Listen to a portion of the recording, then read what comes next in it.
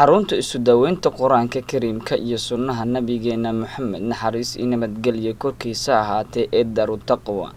oo maalmihii ugu dambeeyay soo kordhisay daawooyinka mudaabaadka ah ay dhammaan dadweynihii u soo raadsaday dawada waxa ay ku ammaaneen tixgelinta iyo hawlkarnimada shaqaalaha xaruntaasi iyadoo dhawaan dawladda Soomaaliya ay shaacisay in muddo 15 cisho ah ay xirnaan doonaan goobaha waxbarashada iyo guud ahaan madalaha isugu yimaado ayaa si rasmi ah waxa arintaasi markii ugu horeysay dhaqan galiyay marka loo eego cilaajada maamulka iyo madaxda cilaajka Daarut Taqwa ee magaalada Muqdisho Sheekh Cali Cabdiraxmaan Cali Mukuli oo in ka badan 300 oo kamid ahaa dadkii u soo daawo doontay cilaajka Daarut Taqwa ayaa waxa uu fagaarahaasi kula hadlay bulshada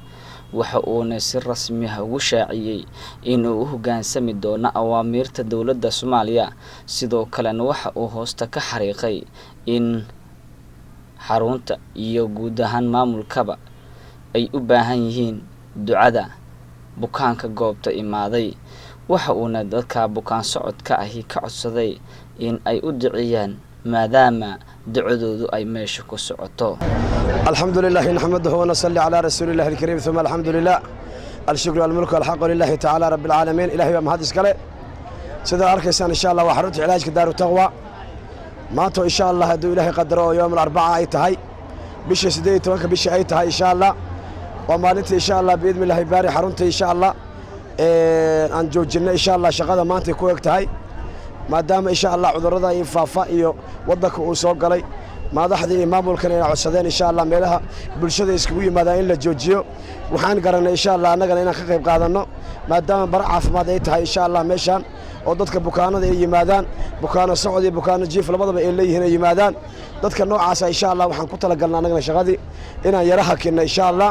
maadaama insha Allah xanuunka hadda dadka u yimaanayaan xanuuna ka waaweyn la sheegay ee faafay insha Allah biidmillahi baari إلهي وحن كرجينا المدة أنت حنوصل إلى إلهي إنه شافيه إلهي إنه نوع عافية بإذن الله باري أنت حنوصل جفتنا إلهي إنه شافيه ومدة ملو بقى جوعنا إن شاء الله ففروا إلى الله وإلى حقش إنه عررنا ملو عرر ملك الأجرين داود حلا حقش يكتي ماذا عذرك حق إلهي بكي ماذا إلى إلهي قلنا قلنا إلى إلهي مقرنا سيله بكون اسكب بهم بينه إلى إلهي تلصارنا إلى إلهي برينه أي إلهي نقدونا إياه مرهدي علمه نوع عن أي مادين حق إلهي لو عرر إن شاء الله دعاء الله صلاة الحاجة لبضيو إن شاء الله بإذن الله يبارك دعويك إن شاء الله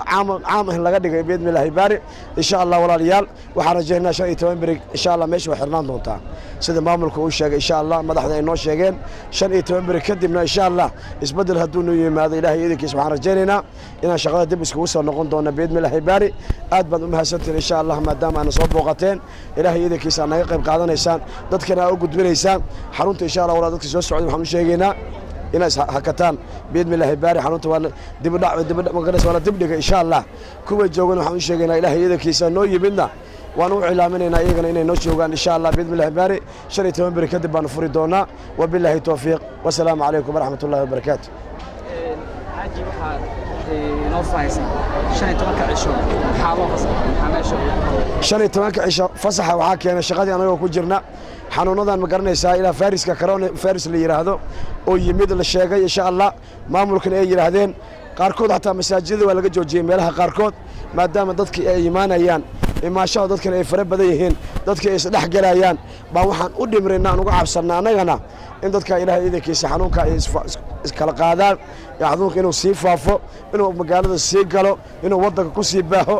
ayaa annagana ka hakinay qaybteen inaan ka qayb qaadanay insha Allah bulshada meelaha isugu yimaadaan meelaha ugu faraha badan bay ka mid tahay meeshan xarunta cilaajka Daaru Taqwa insha Allah 400 qofood 300 500 qofood baa isku imaanaysa marka intaas xanuunka wada qaada magaalada ku noqota gobolada ku noqota waxay sabab u tahay iyagana ma garanaysa inuu sii faafo annagana sidaas u hakinna biidmillahi baar insha Allah ummadana ma garanaysa meel walba joogan waxaan u sheegaynaa in arrinka hakinna 15 bari kadib markay noo fasaxaan maamulku noo fasaxo markay madaxda wada hadasho waddanka waa ka suulo markii la yiraahdo bilaawi doonaa insha Allah biidmillahi baar bisha ugu qaybka badneed baa soo socotay Allah naga qaybgeliyo kuwa ka faa'iideystana Allah naga dhigo kuwa ilaahay ugu dhawaada Allah naga dhigo kuwa ilaahay jeclaada Allah naga dhigo kuwa Nabi Muhammad shafiica Allah naga dhigo kuwa jannada Nabi Muhammad daras lana Allah naga dhigo Allah naga dhigo Allah naga dhigo kuwa ilaahay agtiisa ku qasaar ilaahay naga dhigo kuwa ilaahay agtiisa ku qasaar ilaahay naga dhigo cadawguna ilaahay waa arka sixroolayaasha waxa sixraaya haddii hanuun Allah noo hanuuniyo bacadka maalinta la taagan yahay la qatan yahay la qaawan yahay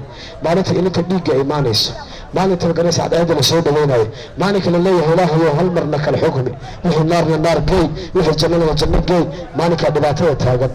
maalintaas aan suugays Allah naga badbaadi Allah naga badbaadi kuwa harka ilaahay yarsada Allah naga dhigo kitaabka midka kuwa laga siiyo Allah naga dhigo jannada bilaa xisaab kuwa gaar Allah naga dhigo Sharmaaka Xuseen Muqdisho.